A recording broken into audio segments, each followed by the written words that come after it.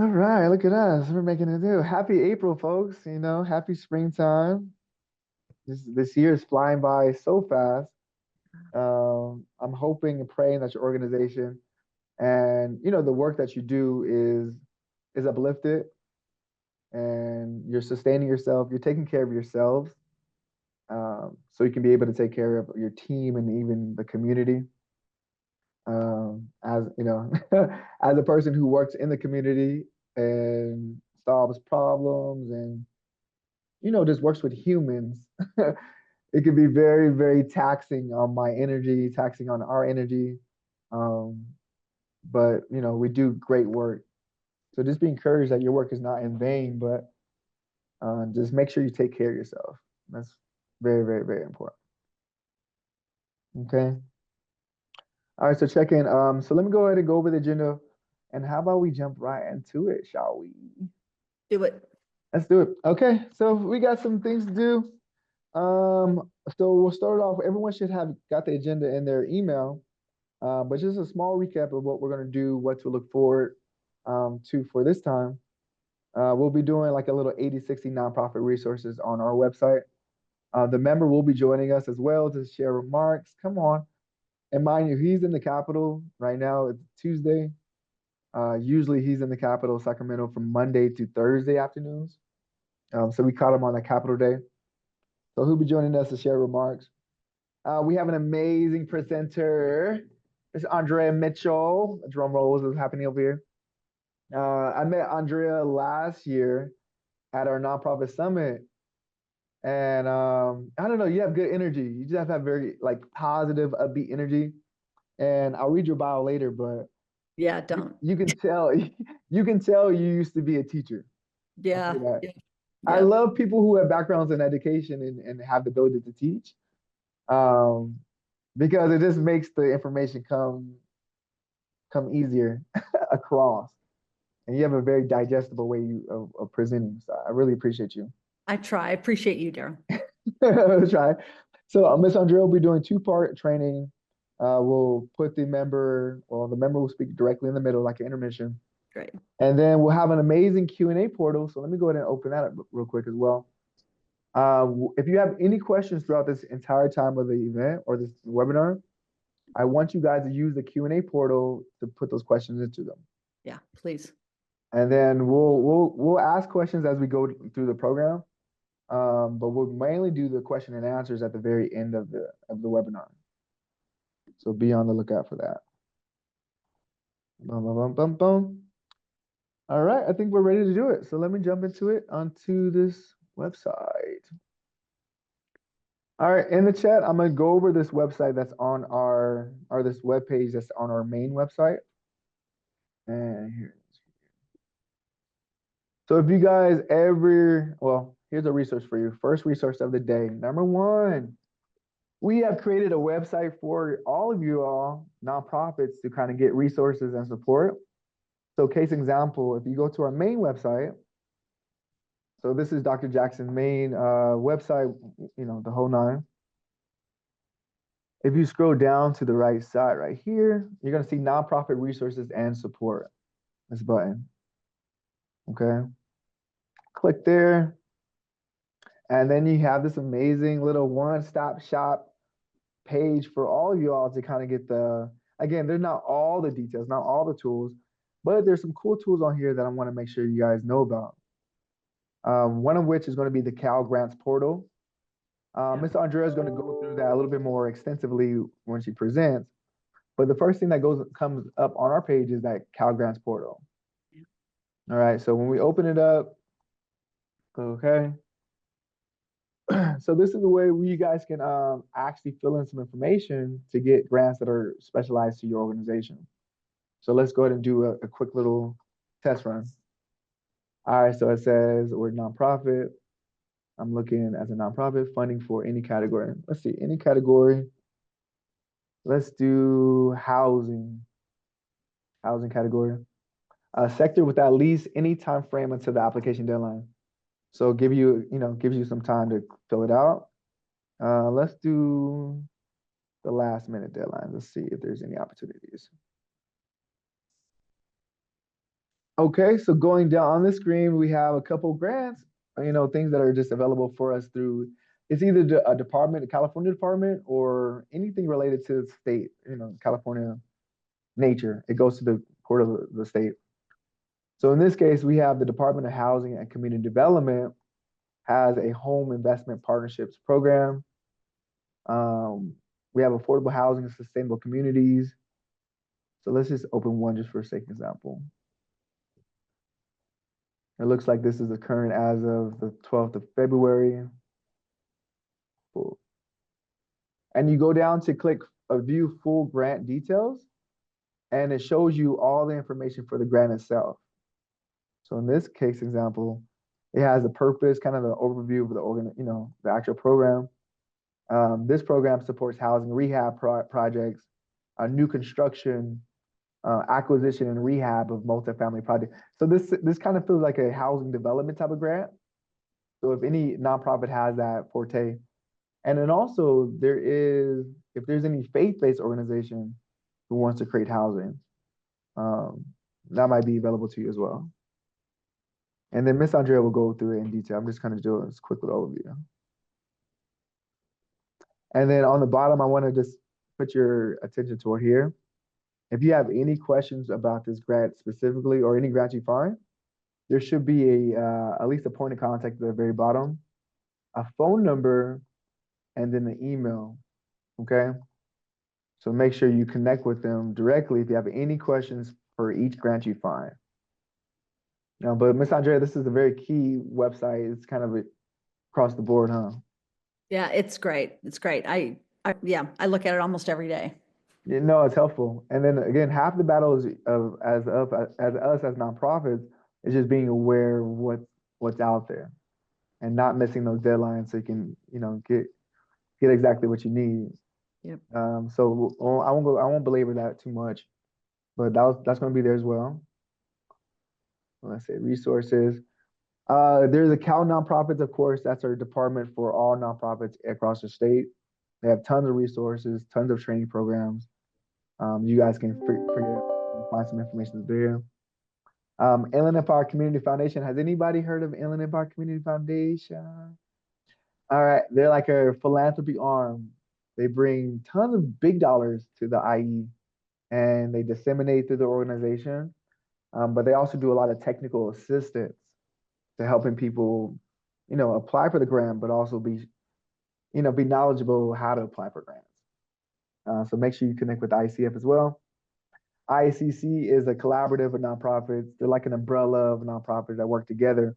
And the cool thing about them is that they actually go on applications together.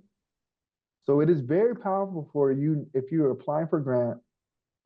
It does benefit you to partner with other organizations that could possibly do wraparound services around the grant, or maybe just kind of expand your capacity to do the work. And Andrea will go through that in a second, but as far as state and federal, the grant programs, they want to make sure that there is not only credibility, but the capacity for you to administer the money that they give you. So, another resource is for you to connect with other nonprofits who might be like-minded. Academy for Grassroots Organizations, they're very similar to that as well. It's like an umbrella of organizations coming together.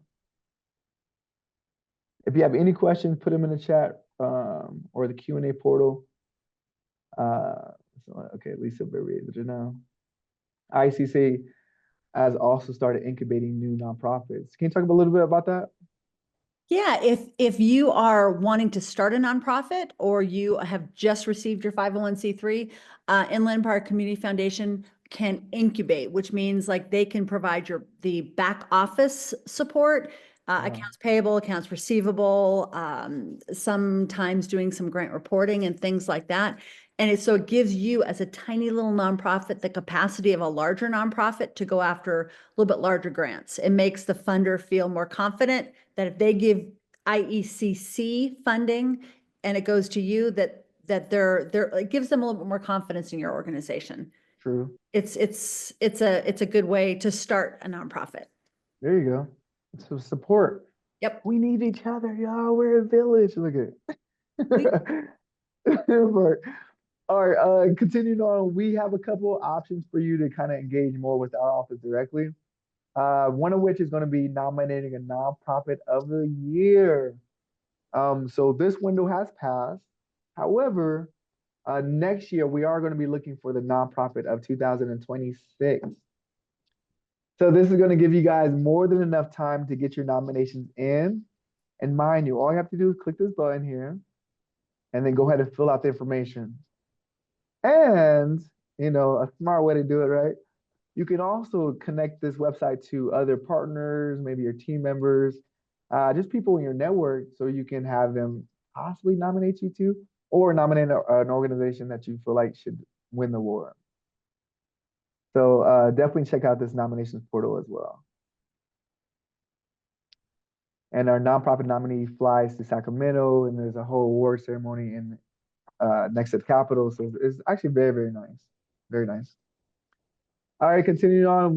If you have any requests for the Assembly Member Dr. Corey Jackson to join you at your event, there's a portal here as well, a little button where you can share your information for your event, kind of share what you will want the member to do. Maybe that's speaking, sharing remarks, maybe being a keynote speaker at your event. But this is a good way for you to get your member to your events. The only caveat to this one and the next one I'll share is that the goal is for each person who makes a request to be in our district. And I kind of skipped over that part, but we cover the 60th Assembly District. That means we cover a little bit of Riverside, Moreno Valley, the city of Paris, the cities of San Jacinto and Hemet, and then we cover the unincorporated areas of Mead Valley, Good Hope, and Nuevo. So again, if your organization services and/or is located in those regions, we do invite you to invite the member out to come speak to your people directly, and to engage with your people that you serve as well. Because there's a lot of resources that we can even give out to your people, and that's going to help your organization and our community stay afloat. Let's see. Let's just stay. Just reading the chat or anything. Okay, and then lastly, I'll share and I'll turn it over to Miss Andrea. Is this one here? Letter of support request. So this is very key when it comes to like getting grants getting grants in general. We do have a request for a letter of support. So if you want our office and our member to write you a letter of support, here's a portal also on this website. So go ahead and fill out the information, all the logistics, the whole nine. And then here, this is where the tricky thing is. It's very, very helpful for you guys to submit a letter draft to us so we can kind of know how to start strong, kind of a good base for us to move the process faster. In my opinion, doing this work for the past couple of years, it's always helpful to get a letter draft for us to get it back to you as soon as we can. Again, the only caveat, sorry y'all who are not in the district, the caveat is you have to be in our district for us to submit it. And again, you can email me directly if there's like, oh, maybe we're not located in Riverside, but we serve Riverside. You can just go ahead and email me directly with those small little nuanced questions. But we would love to support 60th Assembly District nonprofits. You know how it is. But your member, if you're not in a district, maybe your member can also provide that. Okay, I talked long enough. I'm gonna go ahead and turn it back over to the next part of this program. And again, our member will be joining us as well. So let's go ahead and continue. Everyone grab your pens and your papers. It is time for classroom. It's time for school. Nonprofit school. That part. So let me quickly just introduce you to the person who's going to be presenting two parts today, Miss Andrea Mitchell.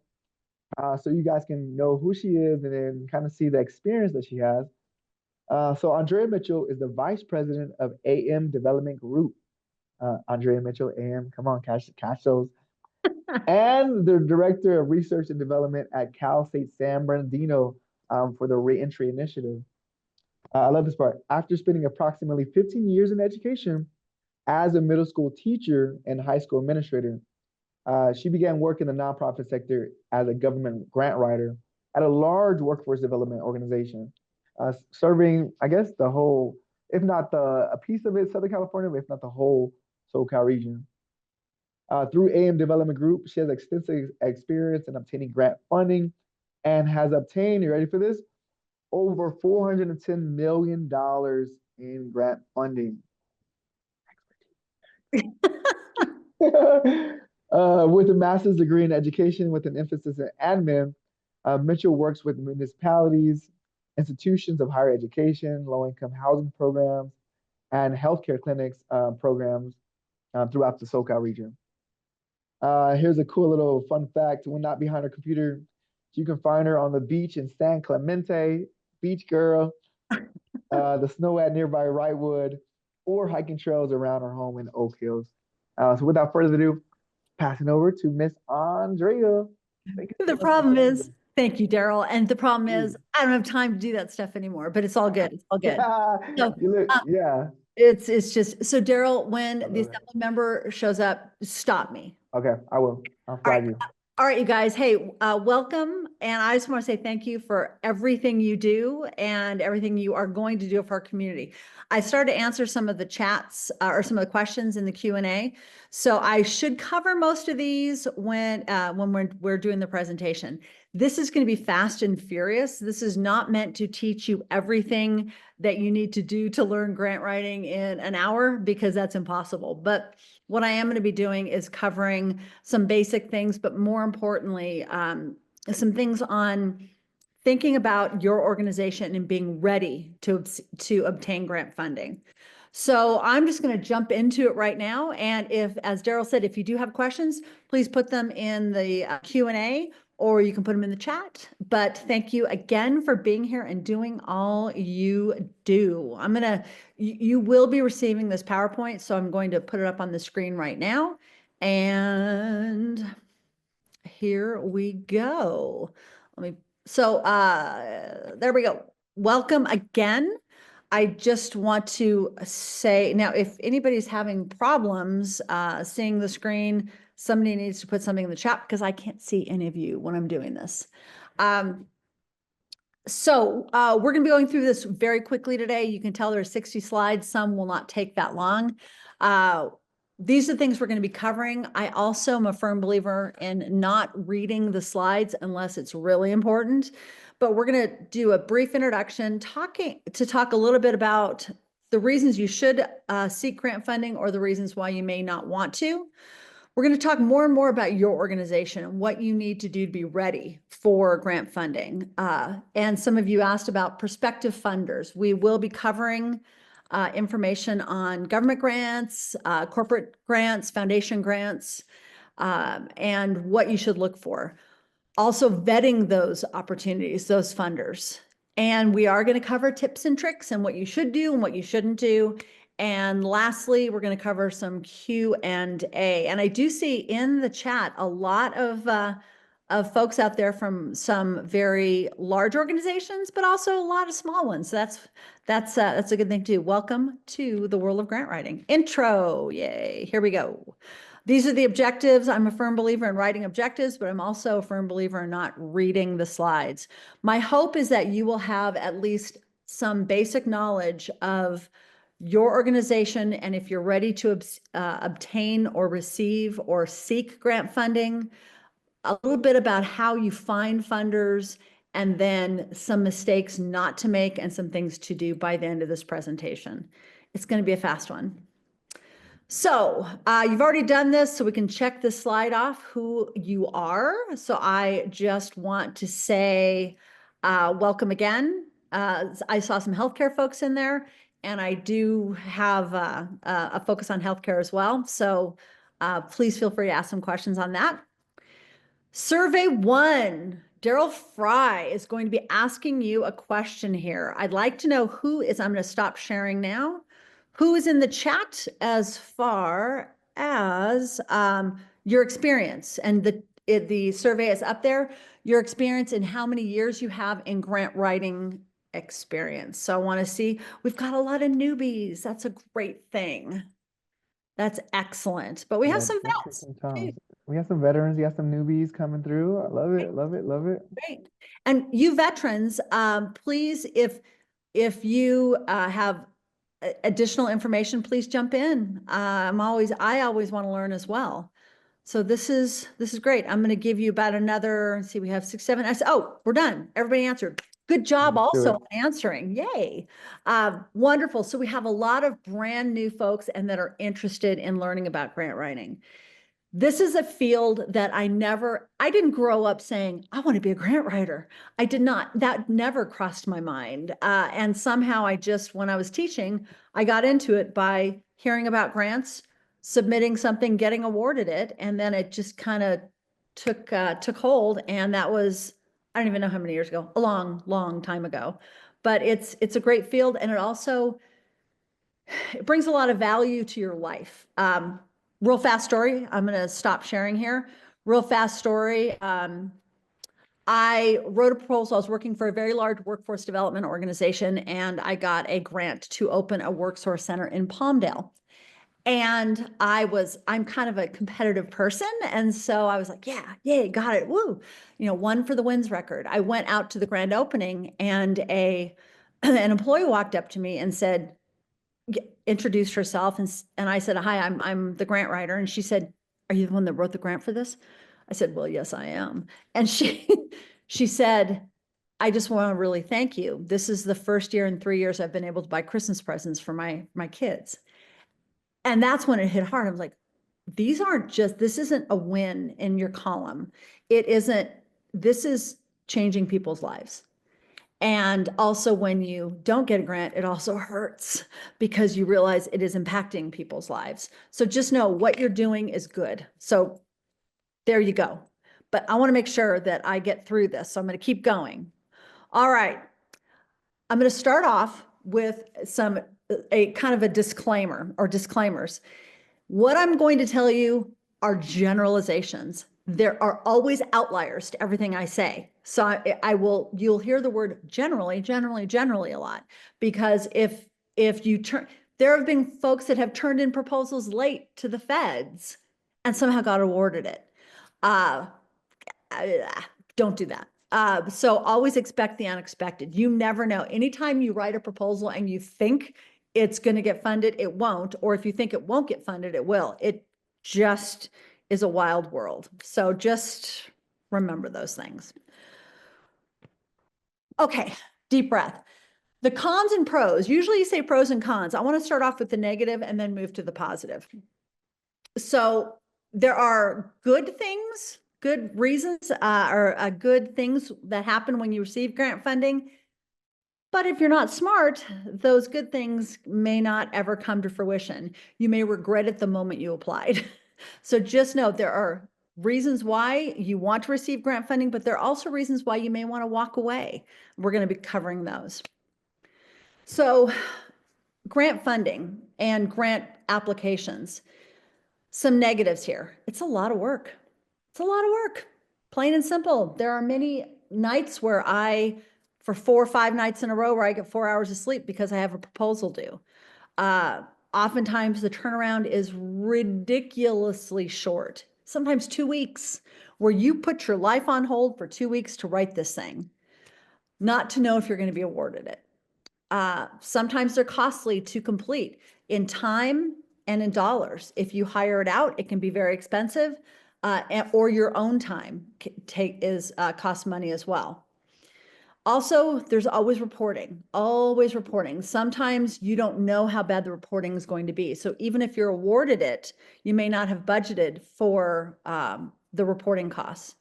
And then sometimes it takes months, 9, 10, 11 months to know if you're getting the award. If you are in a place where you have to have a grant to keep the doors open, if you have to have a grant to keep the doors open, it's time to close the doors. You should never put yourself, and you should never rely 100% on grant funding. We'll cover that in a minute. The pros, but the good news is generally grants can give you multi-years of funding. That's nice. It also really gives your organization some credibility. To get a grant from a larger-ish, for any grant from a funder, is saying, we believe in you. We believe you can do what you say you're going to do with these dollars. That's very important. It also simply, you're getting grant funding to improve or increase access to the services in your community. Why are we doing this? It's not just to keep jobs. It's to improve the quality of life in the communities. It gives employment as well, generally. And also it allows you to grow and sustain that growth, continuously sustaining that growth forward. How are we doing, Daryl, on time? I want to make sure I don't. No, we're doing really good. Okay, good. Just, you can tell I'm going through fast. Okay. No, it's good information, great information. Okay. Whew. Deep breath. All right. I've had some caffeine too, Daryl. I'm not the only one, huh? Yeah. So it really comes down to this. When people ask, should we apply? I encourage you to do your homework, which we'll talk about. And this is a double negative, and I know that. But if you don't apply, you won't get awarded. And any content that you create is never a waste. So you can always reuse this content. Now, but I want to always minimize expectations. If you're applying for grant funding where you know that there's a limited number of awards and it's a national competition, you probably won't get it. Let's get real here. But again, you're creating content, you're letting the funder know you're interested in working with them. And so you have to weigh those options. And then we're going to talk about, is it the right time for your organization to apply? Sometimes it's not. And Ms. Andrea, a question in the Q&A portal. Yeah. Ronald Keith says, how early should you start preparing before a typical grant deadline? Yesterday. Okay. I would say as soon as if there's a funding opportunity that comes out that is time sensitive, in other words, meaning that you have 30 days or 60 days, I would say you have to know your internal, number one, your internal capacity. Number two, what internal checks and balances you have to go through to know when you need to start. I am a firm, I cannot put things off to the last minute. It drives, I can't do it anymore. When I was younger, I loved the adrenaline, not so much anymore. I would say as soon as you find out that there's an opportunity, you start figuring it out. I usually work backwards, meaning I start with the budget. I start off with the general idea of what the plan is going to be and start throwing it into a spreadsheet for the budget. So that way you'll know if this grant is even worth pursuing. Always submit at least 24 hours ahead of time. And because you never know what's going to go wrong with portals and things like that, if this is electronic. But Ronald, I would start the minute you find out about it, you start planning and you create a checklist for how long it's going to take to do each thing. If you have to run it through a finance committee, that's going to take additional time. If you need to get board approval, that's going to take additional time. You kind of have to work backwards into it. Ronald, did that answer your question? So start yesterday. I hope it answered the question. Okay. Know your organization. Before we get into how you find grants, I want you to really think about your organization and where you are. You need to think about what your foundation looks like, what your staff capacity looks like. So we're going to talk a little bit in detail on things that you really need to mentally check on before you even pursue grant funding. Because what'll inevitably happens is when I work with a lot of groups, they'll come to me and say, this is the perfect grant this is the perfect grant. And then I start talking to them about it and I start asking them questions about their current staffing, their finances, and then it becomes really clear that maybe this isn't the perfect grant. So let's talk about it. Budgets versus grant awards. Everyone thinks that if you have a nonprofit, you can go after any size grant. Again, let's go back to outliers and things that kind of are contrary to current thinking. I just want you to know that grant awards are given to organizations that are good risks, that the funder thinks will be able to do what they say they're going to do.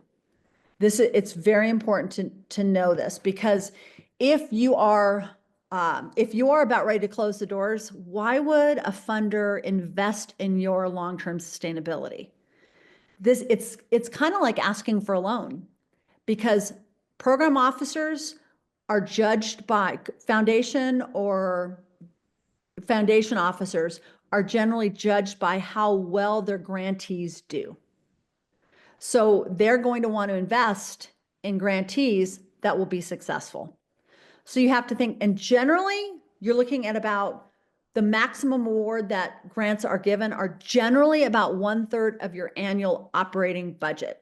There are outliers. Okay. There are outliers all the time, but those are generalizations. So for example, if you're brand new or you are less than $100,000 annual operating budget, you're probably going to want to go for the smaller grants, the $5,000 to about $33,000.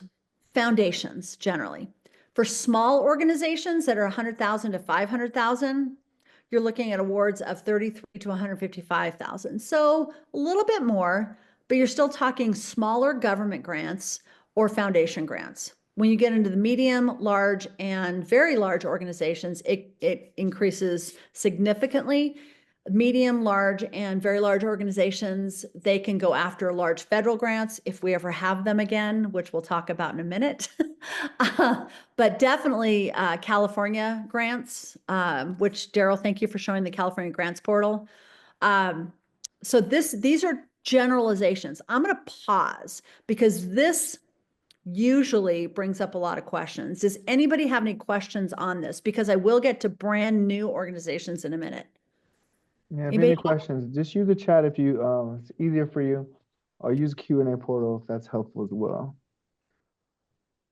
Well, to do that, real quick question, Andrea. Someone asked, I think this is cool because it's like, how can I tailor one application to kind of fit multiple grants? So the person says, is there a recommended strategy for repurposing one grant proposal for multiple applications without seeming generic? Yeah, absolutely. Yeah, definitely. I mean, this is, and we're going to get into in a little bit, tailoring. You really have to do your homework on the specific funder. What I have done in the past is I have many components of proposals, which we're going to get to, are going to be static generally, meaning that, you know, the history of your organization, the mission, vision, the leadership, the capacity, those types of things are kind of static. If you think about it, you can make some changes here and there. You may change some wording to reflect the wording that funders use. Your program design is a thing that generally changes, but again, a lot of it, you know, like your program design, your outcomes, your budgets will change, but the lion's share of sustainability will remain very consistent. It's very smart to have kind of, I call it boilerplate. It's the language you use again and again and again. For instance, the community you serve will not change, but the focus may change. You may be going after grant funding for young adults, but the grant funder is looking for you to serve adolescents. So your program design may change, your need statement may change a bit, but a lot of it will remain the same. I hope that answered your question. And also, please, some letters of intent, you may just copy and paste.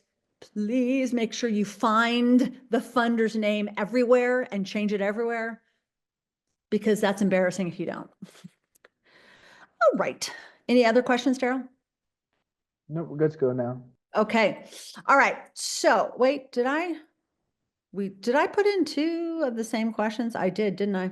But I have another question. Just let me chat it out to you real quick. It's either what type of grants have you pursued or what size is your organization? Okay. I think, that was survey 2, correct?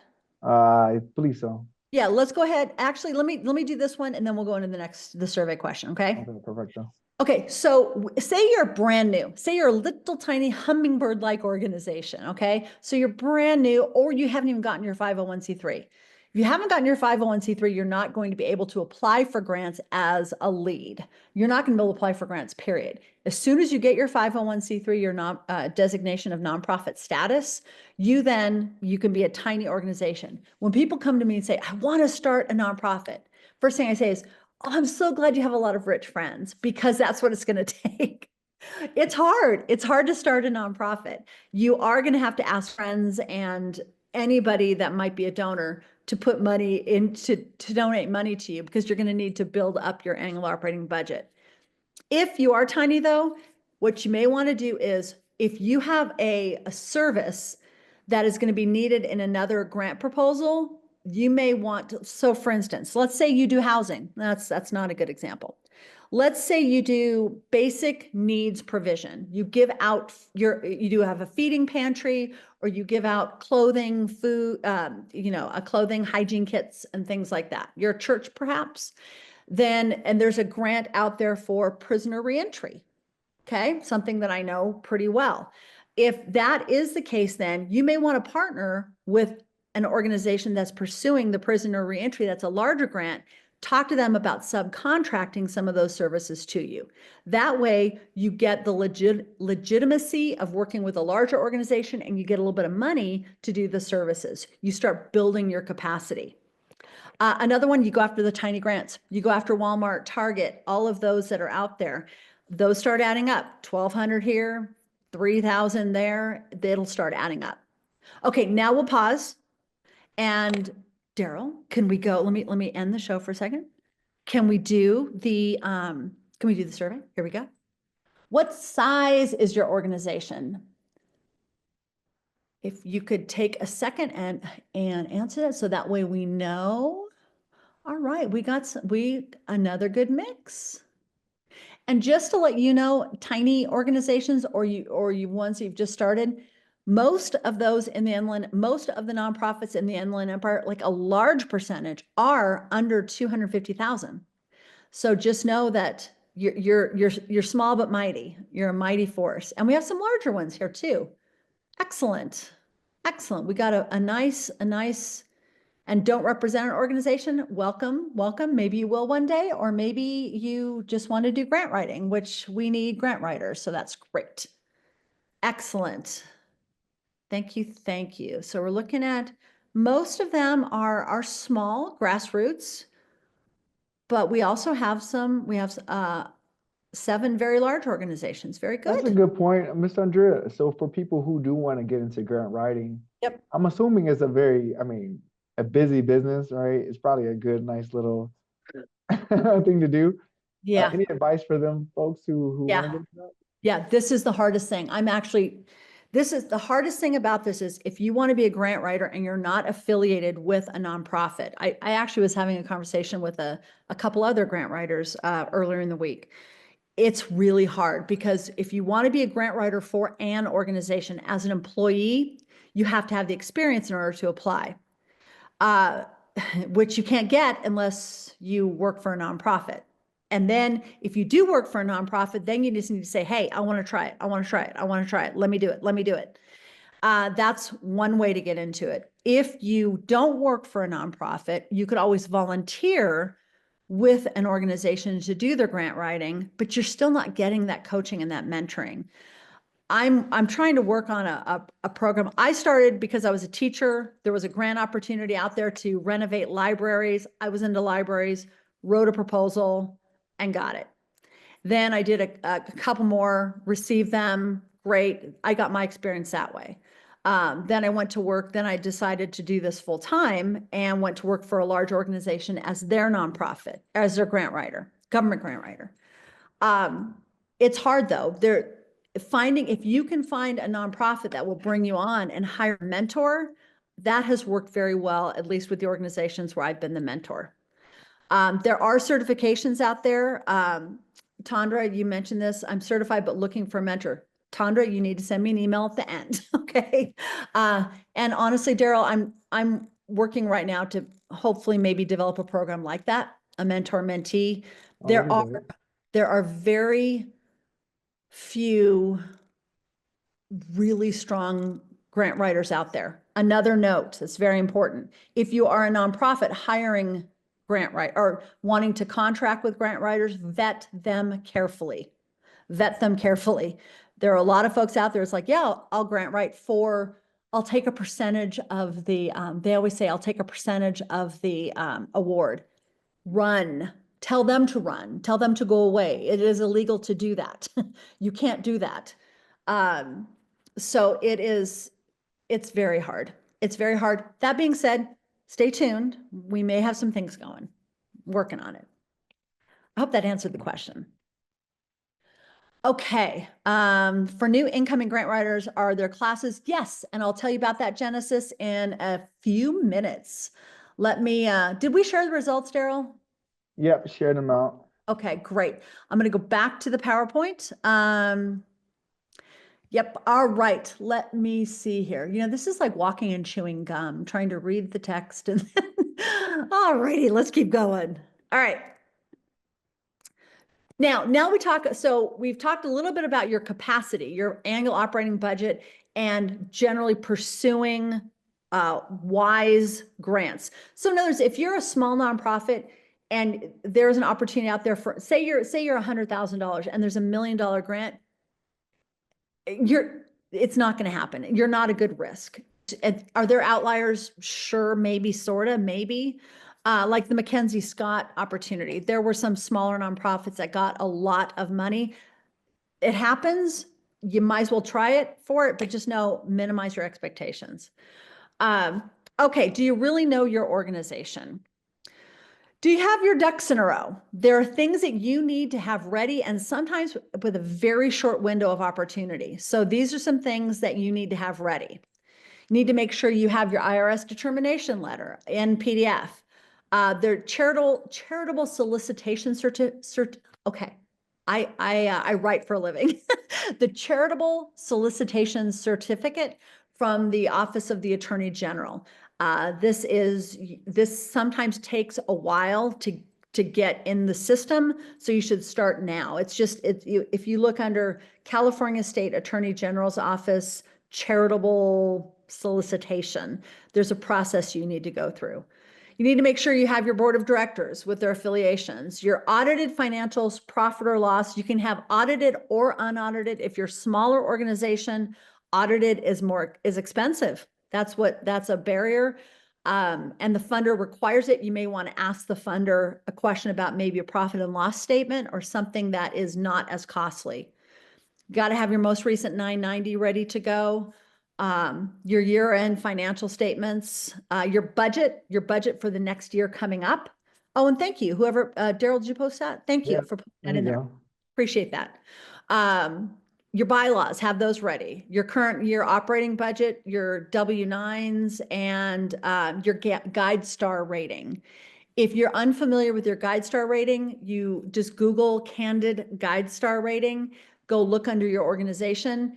Some funders will not even look at you unless you have, I think it's gold level or platinum. And it's for transparency. It's putting your information into a publicly accessible portal. So you should do that today if you haven't done it. Another thing you're going to be getting as a gift is a nonprofit grant readiness assessment. It kind of walks you through all the things you need to apply for various types of grants. Like if you're going after a federal grant, it walks you through what you need for a federal grant, if there are ever federal grants, but it gives you a good list of things that you're going to need to apply for almost any grant. And this is a fillable form that is going to be available to you. Merry Christmas. All right. This is important. Are you a good risk?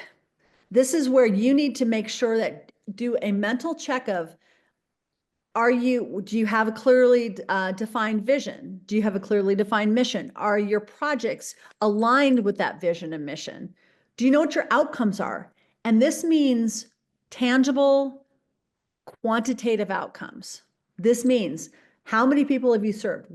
How have you served them? What are the results of your service to them? And Ronald Keith Mays has his hand up. And Ron, do me a favor, put your question in the chat so I can read out loud. Thank you, Daryl. I'm going to keep going until that question's in the chat. Also, your foundations. In other words, do you have a sound fiscal foundation?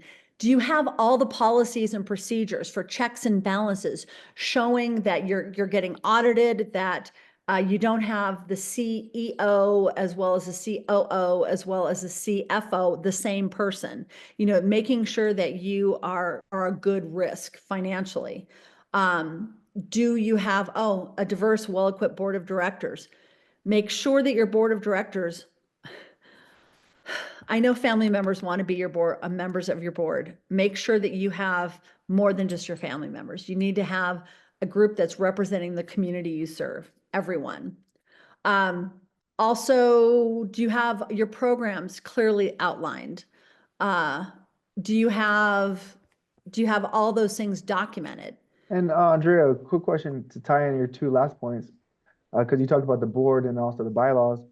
Dr. Nick says, what if your board changes yearly as required in the bylaws? This Oh, wow. challenges he also says this challenges the level of risk. Oh, Dr. Nick, those bylaws should be revised. That's hard. If you have your entire board change over on an annual basis, that's challenging, and and this is just Andrea with a take that's not founded in any knowledge regarding your organization. That's challenging and possibly risky for a funder. You're going to want to have some kind of, now your bylaws need to be firmly written where you don't have the board staying forever, where, they may be on for 3 years and then rotate off for a year or something like that. But a brand new board every year, first of all, they're not going to be invested in. Yeah, no, I wouldn't do it. More and more funders are they want to see not just that your board, 100% of your board has donated, but they want to see the dollars. They want to see how much they've donated.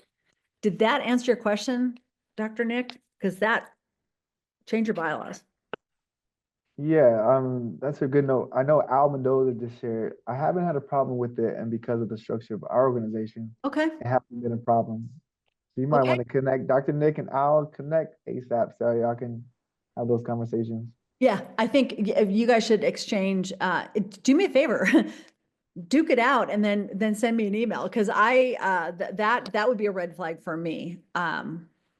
But I'd love to hear that from Al, how it has worked. That's hard. Because you want to have some history there. You want to have someone who will go to bat for you in 5 years as well. And maybe just that 1 year, you'll continue to propagate your supporters. That would be good. Okay. Did we have any other questions, Daryl? No questions at this time. Okay.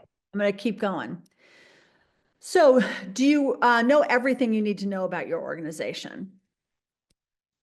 This slide tells you approximately all the components of general narratives, okay? So generally, and when if you take a grant writing class, because I know there were some questions about being new and taking classes, I strongly encourage you to take a class that is not, an hour long, that's maybe 2 or 3 days, because those classes will go into each of these components. And also budget as well.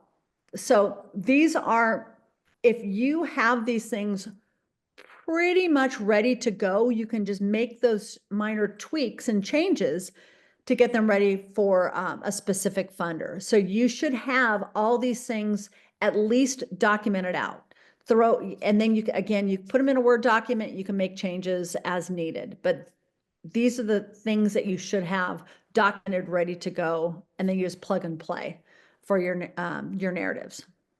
And another thing, which I'll get to in a minute though, have when it says, like, if it says, what is your organization's mission?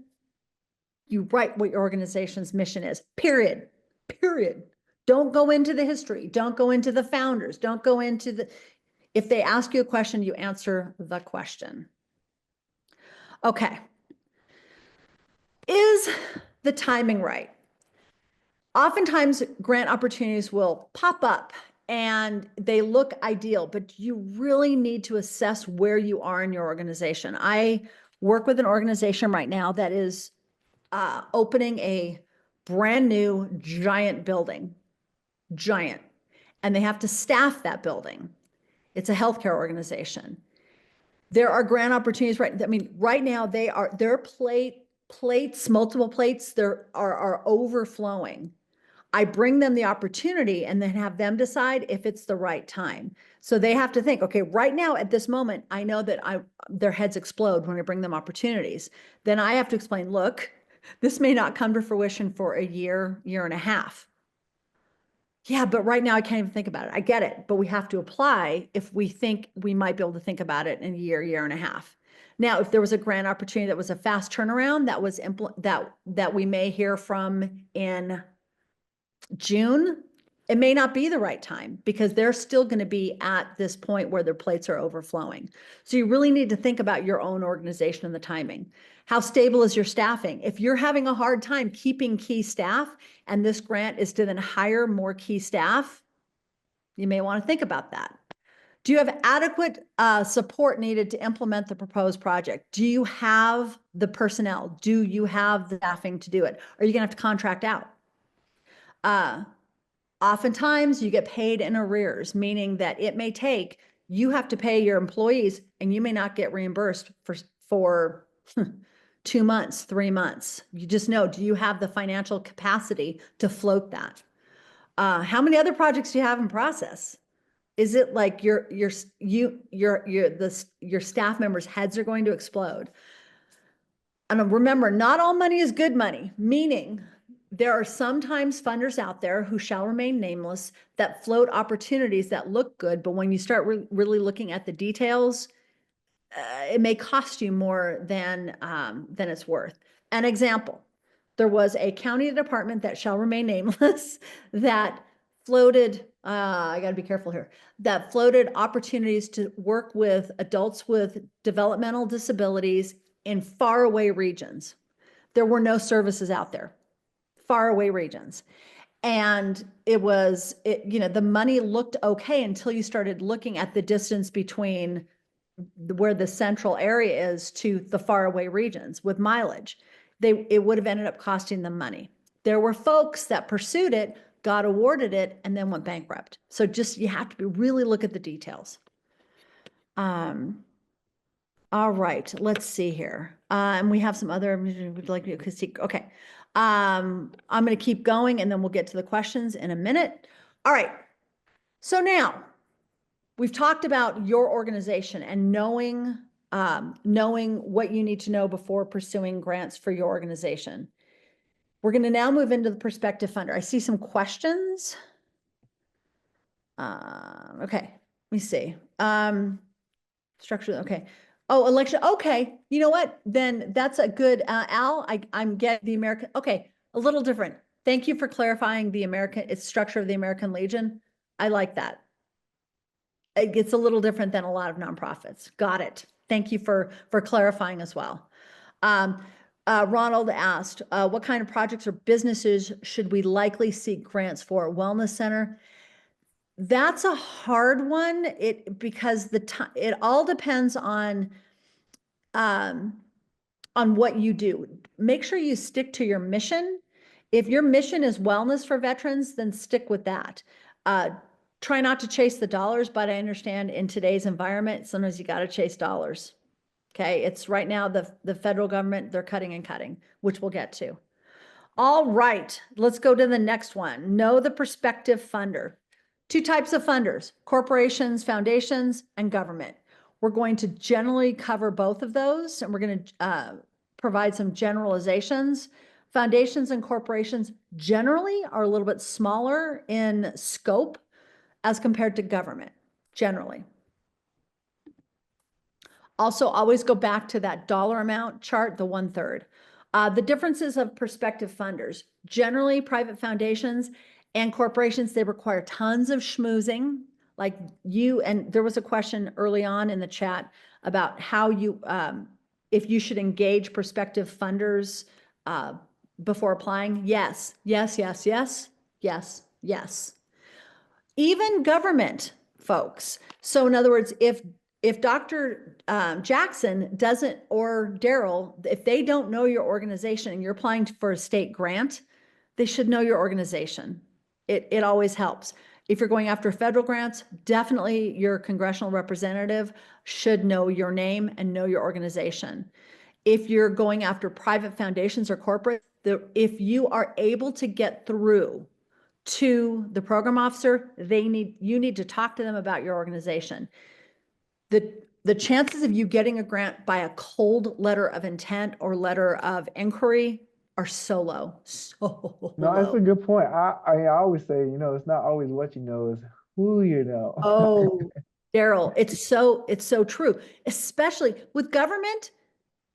An organization I work with is in Congressman Aguilar's district.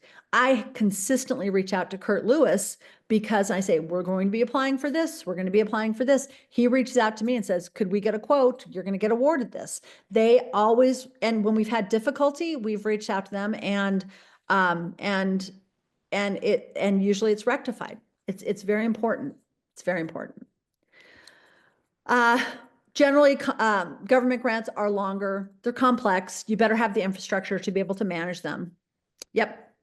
And Leandra Henderson asked, is there a link to sign up for grant writing class training? Right now, I think stay in touch with Daryl. I don't know what Assemblymember Jackson is going to be coming up with, but I will tell you that the Inland Empire Community Collaborative, if you go to I think I put the link in the chat, and see what opportunities they're having a training on use of AI. Yes, you need to take it. And also PR, marketing and PR. Yes, you need to take it, all free. It's good stuff. All right, here we go. Daryl, perfect segue. Foundation funding. It's all about relationships. And again, foundation officers, I thought I wanted to be one of those when I grew up because you get to give out money. How fun. I would never want that in the world because your job depends on the success of the grantees. Again, it's all about making sure that the grantees do what they say they're going to do. They will also fund general operating. General operating is like gold.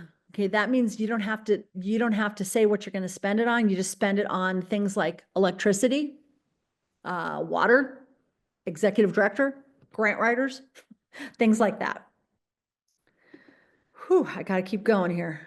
All right, cons and pros. Government grants, sometimes they're hard. They're generally longer, which can be bad if it's a tough grant.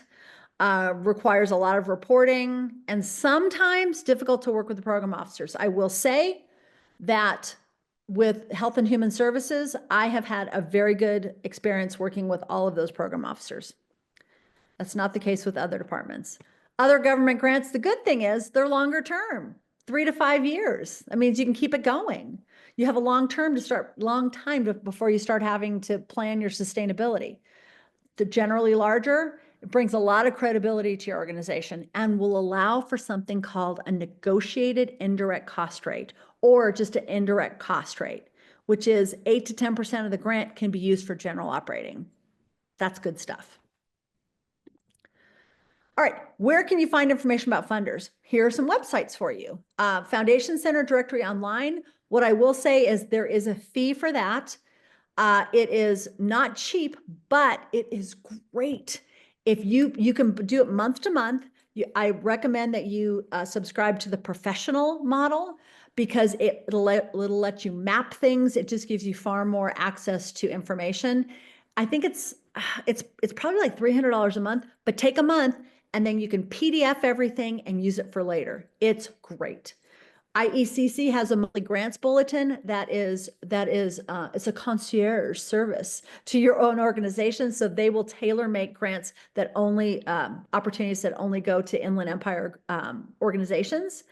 And then there's the ienonprofits.com funding opportunity bulletin. And I need to put down Assemblymember Jackson's website. Look for a revised slide coming up. Here's foundation funding through Candid, the Foundation Center Directory Online. Here's some opportunities. There's a nice link here where you can learn a little bit more about the Foundation Center Directory. And what Daryl showed you, California Grants Portal. What I want to do is show you, Daryl has luckily took care of this, but what I want to do is show you there are 2 grant opportunities. One just dropped this morning. This one dropped last week. You cannot, unless you are a city or a county, you cannot apply. However, this is a good opportunity if you have a relationship with the city or county and you do mental health services or substance use disorder or diversion programs, to reach out to your city or county to partner with them, because they have to partner with nonprofits in this grant opportunity. It's called the Safe Neighborhood and Schools Act.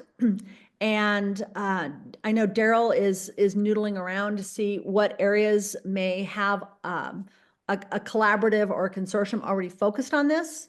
So you should reach out to Daryl if you know of a community that already has a focus on this, or a city or a county government that already has a focus on this, and then reach out and offer to partner. I think this would be a good opportunity. Daryl, do you have anything to say about this one? No, I think you're on point. Just kind of connecting the people who might be applying, and then, you know, reaching out to me if you have any questions on that too.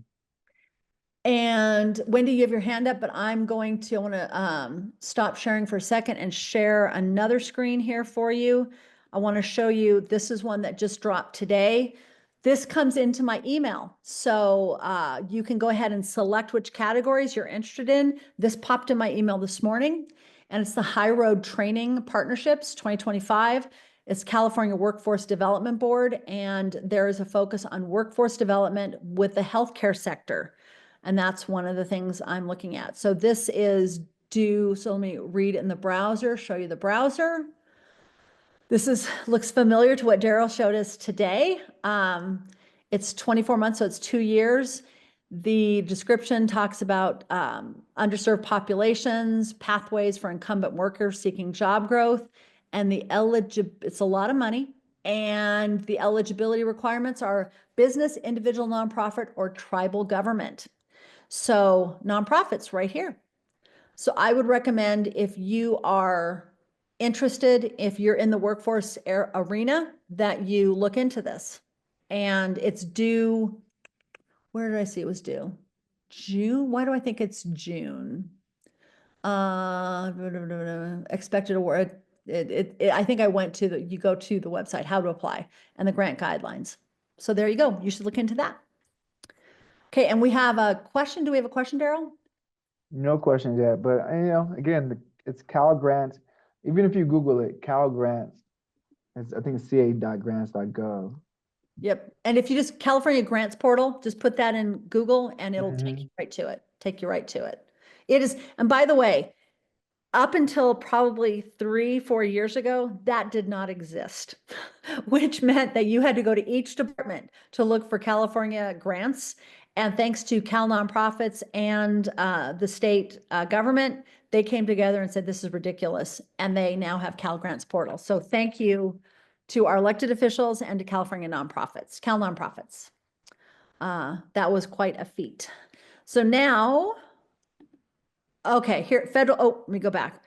If you're interested, if federal grants ever come around again, she says jokingly, but not really jokingly, January 19th and before, there were at least 25 to 30, no, I'm lying, 20 to 30 nonprofit grants that dropped every morning. As of January 21st, we now have 2 or 3. Most are Department of Defense and some other department, actually National Endowment for the Arts, that's another one. And that's about it. So just know that that is the case. That's all I'm going to say. Be aware of what's going on politically. If you do, I would recommend, if you haven't registered to be able to apply for federal grants, you might as well take the opportunity now to do it, because I don't anticipate anything big coming down for a while, but it takes time. And it can take up to 2 to 3 weeks to maybe even 4 weeks to get registered on on grants.gov. So you should do it. This is a website, grants.gov. You can also receive, register to receive email blasts of the grant opportunities that do come out. You need to navigate through the grants.gov system, which includes the SAM System Award Management, DUNS, and now it's called a UEI, a Unique Employer Identification. You need to identify who's going to be the authorized organization representative, but go through this and then let your local officials, your local electeds know that you've done this. Because that way they can also keep an eye out for grants that are possibly coming down the pipeline. It takes time and it seems overwhelming. They have a wonderful help desk. I have called them many, many times because sometimes you'll get stuck and it's okay. We all get stuck. All right. Just try it. Get registered. If you have a 501c3, get registered. And another question in the chat. This is mainly for the newer or smaller nonprofits. So recommendations. When should they start focusing on legal requirements like charitable registration, audits, or any other compliance factors? Is this something to prioritize before applying for smaller grants, or mainly for larger state or federal opportunities? I would say larger state or federal opportunities. You're going to, and let me just quickly explain kind of the process. If you have a 501c3 and you meet the other eligibility requirements, now some may say that you have to be registered on the charitable trust and things like that. If you meet all those requirements, you can apply. What'll happen is, and this is also true, and they'll say in, sometimes they'll have insurance requirements, sometimes they'll have, insurance and if you need to attach your audit if there are audit requirements that you need to attach it, you have to meet all those. But when it comes to actually, you can apply if you meet all those. And then oftentimes when it comes to the other paperwork, things that you have to have, compliance documentation, policies and procedures, they'll oftentimes give you a certain amount of time before you have to present that. Insurance is another one where they may have a $3 million requirement and you only have $1 million, but you're not going to spend the money for the $3 million unless you get the grant, right? So during negotiations, they will give you time to come up with these things. I would say make sure though that you're in good standing with the Attorney General's office. That's important. That you have all your paperwork in order. Like I said, your board your board members, your bylaws, your any financials, have that stuff in order, apply, and then hold off until you get the award for the things that are going to cost you more money. Does that make sense? I hope it does. Okay. Daryl, any other questions? We're going to keep going. Okay, here are a list of the things we just mentioned, grants.gov, California Grants Portal, and don't forget doing business with the counties, because if you are planning on going after, say you're doing behavioral mental health services or substance use disorder services, the county departments of behavioral health will oftentimes float RFPs for nonprofits to do those services, but you have to be registered in their vendor as a vendor. So here are the two websites for San Bernardino County and the County of Riverside. Get registered. Can't hurt, doesn't cost anything. Also note, anytime you go to what you think is grants.gov and they want you to pay money, or if you go to sam.com where you think it's sam.gov and they want you to pay money, run. Exit out, leave. No government department will require you to pay anything for registering, period. Don't do it. I told my husband once, do you remember the guy with the suit with the question mark where he's like, anybody can get grants. I can get you, I'll send you a list of grant dollars. And it was dollar signs on the suit.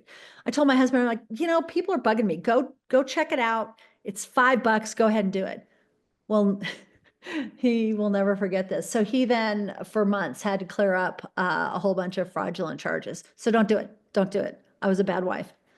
All right.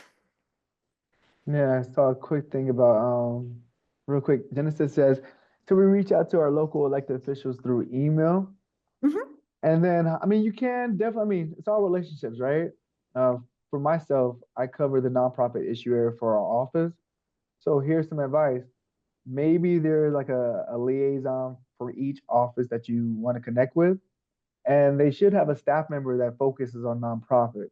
Yep. So, hey, supervisor to the states, even the Congress, hey, can Yep. I talk to your person who specializes in nonprofit? And then it's a relationship game. You all Absolutely. build those relationships with those people. Absolutely. And your goal is to get them when they are in town, if they want to have a press conference or something like that, that you're the first organization they reach out to like, look, we need a spot for, we want to highlight this. Can we come? Absolutely. What do you need? Work with them. It is a total relationship. Absolutely. And it's so important. And pick up the phone. You can email, and I haven't found email as effective as picking up the phone, going when they're at an event, walking up to them and saying, hey, I'm so-and-so. Can I send you an email? Can I follow up with an email? It's so important to develop that relationship. Okay, so now here's a note. It takes time. If you're going after government grants and some foundation grants, it takes time to register. Start it now. Don't put it off to the last minute. Things happen. Okay. Oh, okay, Daryl, we have a survey.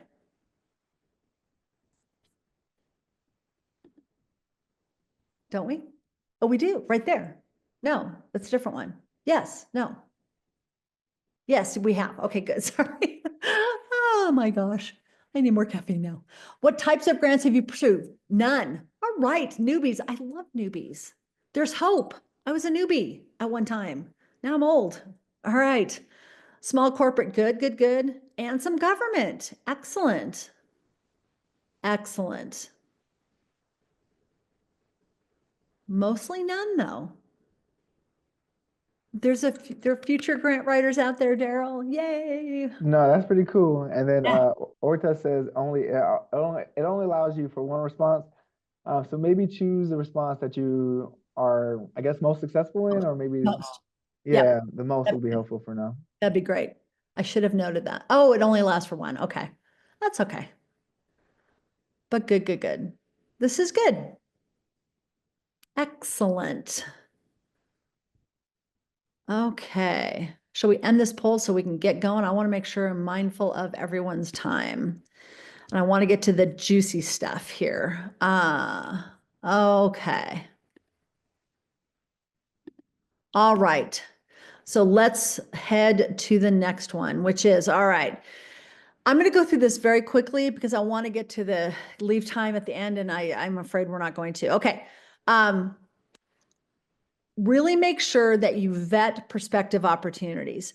What you don't want to do is put tons and tons and tons of time and energy into something when you really don't stand a chance unless you're okay with that. So you really want to think about how many awards are made. If you're going after government grants, sometimes there'll be like 5 awards nationally and slim and none that you'll get it. But again, if you don't try, you're not going to get it. If they require bidders conferences, these are usually county funding opportunities require bidders conferences. Then you get an idea of, and they're usually done via Zoom, who else might be applying. This might be an opportunity to partner on something. Also, just know when you're dealing with foundations, if you use the Foundation Center directory online, it will tell you the average number of awards made per dollar amount. Note that if the average dollar amount awards are $20,000, don't ask for $100,000. Ask for maybe $15,000 and then build yourself up to that.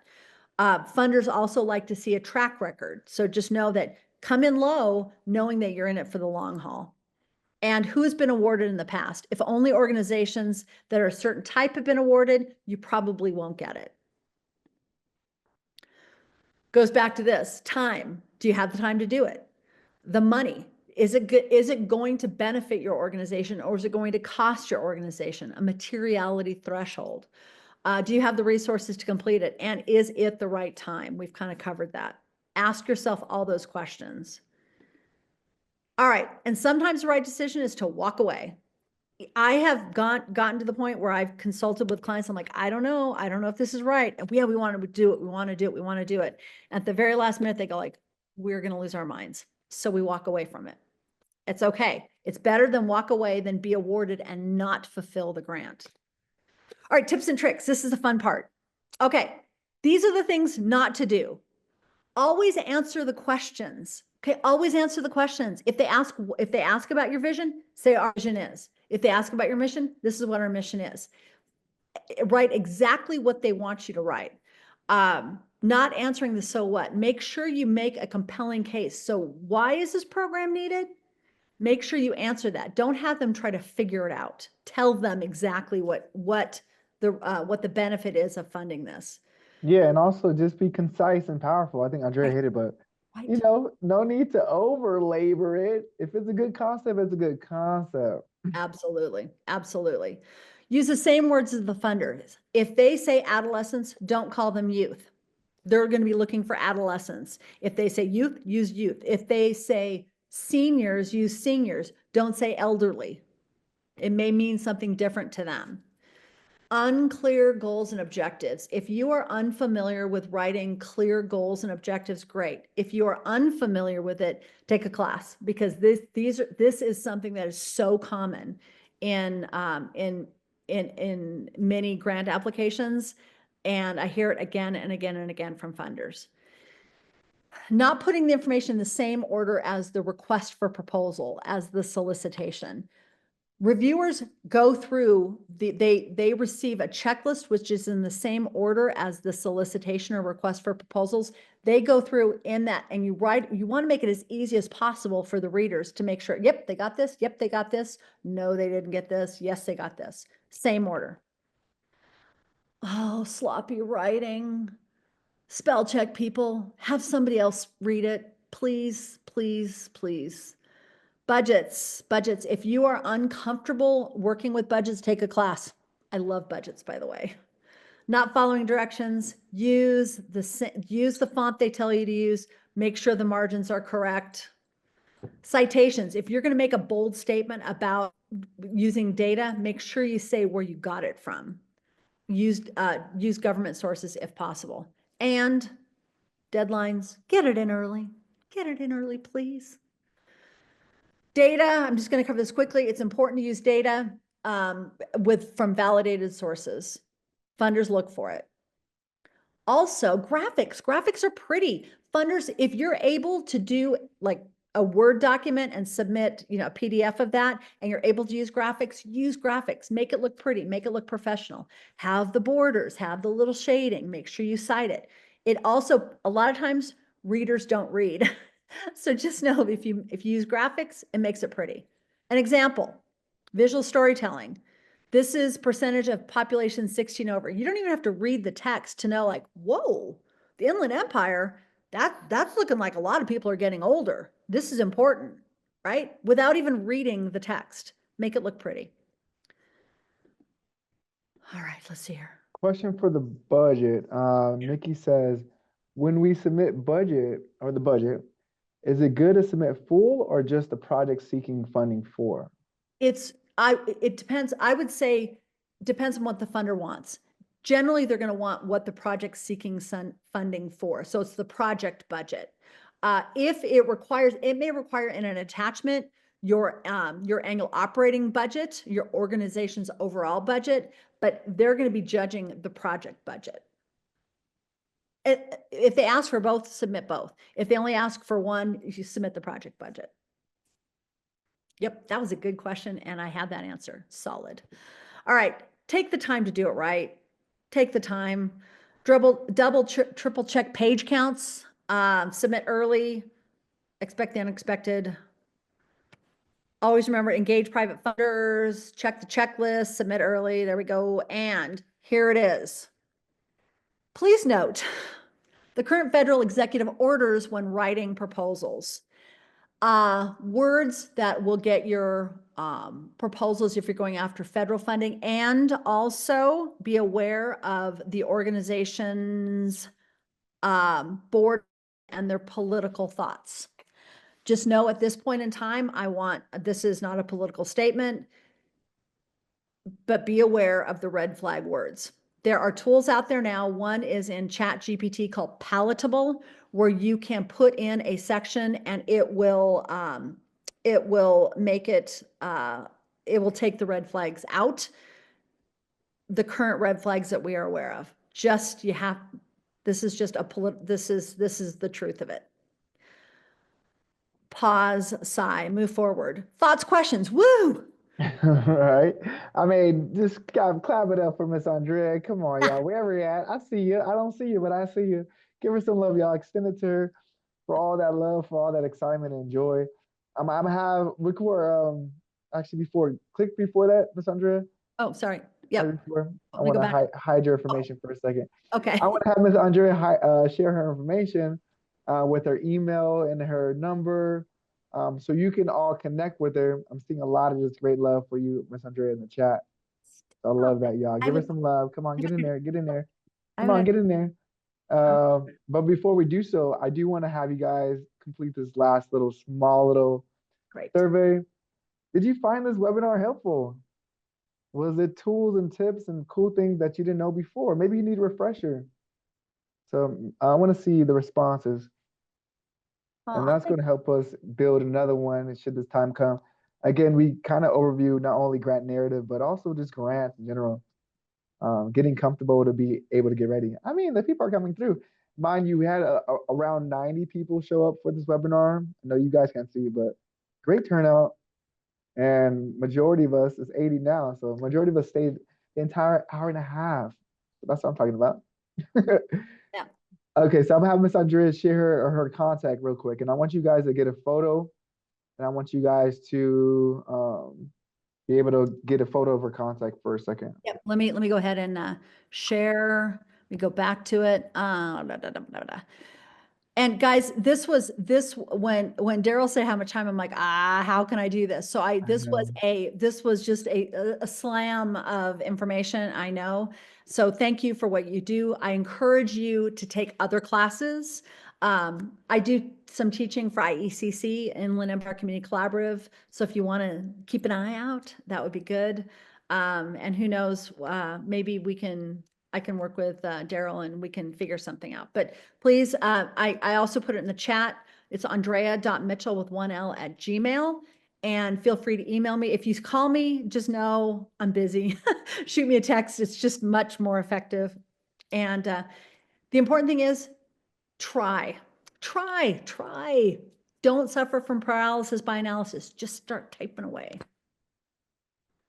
I love it. All right, so you guys know where to find me. I put my information in the chat.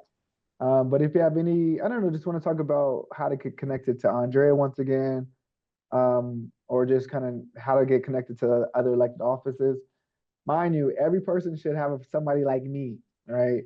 I cover a lot of issues for office, but nonprofits is it's almost like a highlighted issue, because we know that not only the member had a nonprofit before becoming a member, but we know that our region, the Inland Empire, has tons of service programs, and the IE is in need of all the social service programs. So just know that you're not only helping your people, your team, but you're really helping our community. So keep doing what you're doing. Unfortunately, the member could not join today. He got pulled into the speaker's office. I know, it's a capital life. There. But he's doing his thing up there and advocating for all of us. So we appreciate him and allowing us to have this space together. We will be having some more webinars, so stay on the lookout for that. And yeah, email me if you have any questions. Any last questions? All comments? I see the love, Miss Andrea. Any last parting words for us? Just guys, it's hard, but you can do it. I started, writing my first proposal when I was teaching middle school, and I feel so blessed to be able to work with such good organizations making huge change in people's lives. So keep doing it, start, you can do it. We need more careers. And we need all your help. And bring that money to the IE. Look at Oh, no. Go out there now. This is your dispatch time. Deploy. Yeah. Get them. And then again, reach out to us if you need a letter of support for your grant. All right, fare you well. Have a great rest of your day. Happy Tuesday once again. Great rest of your month. Until next time. Thank you. Sounds good, guys. Thank you all. Keep up the great work.